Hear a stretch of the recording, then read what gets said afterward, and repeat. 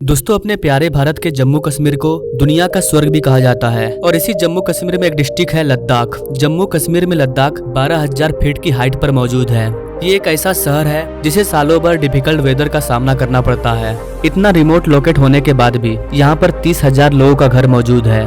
भले ही ये reason China और पाकिस्तान से घिरा हुआ है, लेकिन ये अपने आप में काफी डेवलप है। ये अपने नेचर के लिए काफी जाना जाता है। चूँकि लद्दाख और जम्मू कश्मीर के बीच में कई बड़ी बड़ी पहाड़ियां हैं, जो कि इसे देश से अलग कर देती है। जब सर्दियों का मौसम आता है तो 6 महीना के लिए भारत के अदर राज्यों के लोगों को लेह लद्दाख पहुंचना काफी कठिन हो जाता है। ये रास्ता बिल्कुल ब्लॉक हो जाता है। लेकिन भारत सरकार लद्दाख को 12 महीना कनेक्टिविटी प्रदान करने के लिए यहाँ पर कई तरह के प्रोजेक्ट पर काम कर रही है। चाहे आप दुनिया के सबसे बड़े ब्रिज की बात कीजिए या फिर जम्मू कश्मीर में ट्रेन की बात कीजिए, दुनिया के सबसे ऊंचे स्थान पर सबसे लंबे सुरंग की बात कीजिए, कई तरह के इंफ्रास्ट्रक्चर प्रोजेक्ट पर ध्यान दिया जा रहा है ताकि लद्दाख को 12 महीना कनेक्टिविटी प्रदान किया जा सके। और इसी क्रम में भारत सरकार भारत के अलग अलग राज्यों को लद्दाख से कनेक्ट करने के लिए रेलवे रूट बिछाने का काम कर रही है। और बताया जा रहा है कि अब लद्दाख के लेह तक भी ट्रेन पहुंचेगा। ये बोलना तो आसान है, इसे हकीकत में बदलना इतना आसान नहीं है। लद्दाख में ट्रेन को पहुंचाना मतलब हिमालय में ट्रेन चलाना। लेकिन एक रिपोर्ट के अकॉर्डिंग यहाँ भी ट्रेन चलाया जाएगा। हिमाचल प्रदेश के बिलासपुर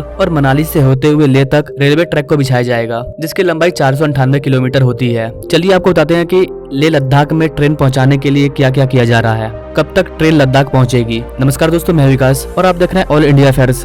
कई रेलवे मिनिस्ट्री के द्वारा 27 जून 2017 में लद्दाख में ट्रेन पहुंचाने का फाउंडेशन स्टोन को रखा गया। 2020 आते आते इसका फाइनल लोकेशन तैयार कर लिया गया कि किन किन रास्तों से होकर के ट्रेन को हम ले जा पाएंगे, क्योंकि ये पूरा का पूरा पहाड़ी इलाका है। तो इसे जांच करने में 3 साल का समय लग गया कि किस रूट से होकर के हम ट्रेन को चलाएंगे। 2021 में इसकी डीपीआर रिपोर्ट भी तैयार हो जाती है। इसके बाद इस प्रोजेक्ट को 5 फेज में डिवाइड किया गया। पहले फेज में बिलासपुर से मंडी तक रेलवे ट्रैक को बिछाया जाना था, दूसरे फेज में मंडी से मनाली तक, तीसरे फेज में मनाली से अपसी तक और चौथे फेज में अपसी से लेह तक और 5वें फेज में लेह से सासरथांग तक। रिपोर्ट आने के बाद फेज 1 में काम स्टार्ट हो गया और लैंड एक्वाइजेशन किया जाने लगा।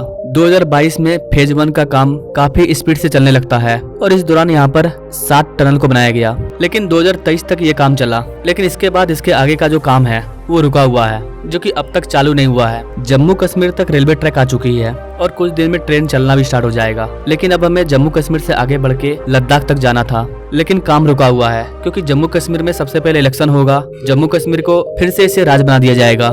अभी जम्मू कश्मीर केंद्र शासित प्रदेश है। प्रेजेंट अपडेट की बात करें तो बिलासपुर से मंडी के बीच में लैंड एक्वाइजेशन का काम लगातार जारी है। इस बिलासपुर से लेकर के लेह तक ये डिस्टेंस करीबन 500 किलोमीटर का है। रेलवे लाइन का रूट बिलासपुर से लेह तक जो ट्रैक बिछाया जा रहा है, इसमें से ज्यादातर जो ट्रैक है वो अंडरग्राउंड चलेगी, क्योंकि ये पूरा का पूरा पहाड़ी रीजन है और टनल के जरिए ही ट्रेन को पास किया जाएगा। डीपीआर रिपोर्ट के अकॉर्डिंग 270 किलोमीटर में 62 टनल को बनाए जाएंगे। इसके अलावा इस रूट में टोटल 40 रेलवे स्टेशन को भी बनाया जाएगा।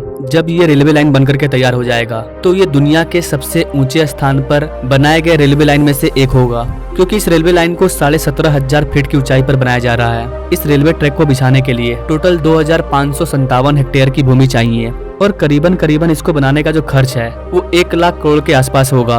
99,000 करोड़ रुपया बताया जा रहा है।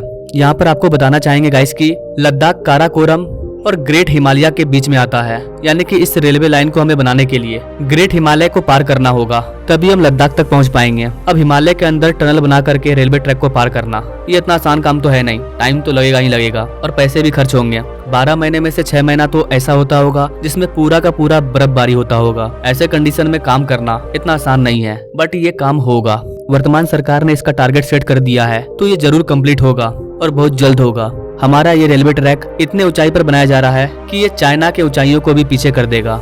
यहाँ पर गाइस आपको एक और चीज बताना चाहेंगे कि यहाँ पर जो ट्रेन चलेगी वो काफी अलग होगी, बिल्कुल फ्लाइट की तरह। उसे एरोप्लेन के जैसा तैयार किया जाएगा, मतलब डिजाइन वैसा नहीं होगा। जो उसमें मटेरियल वगैरह का यूज किया जाएगा वो एयरपोर्ट के जैसा होगा, ताकि उतनी ऊंचाई पर भी लोगों को ऑक्सीजन की कमी महसूस ना हो। और इन सारी चीजों की वजह से ये काफी मोस्ट डेंजरस रेलवे ट्रैक होगा।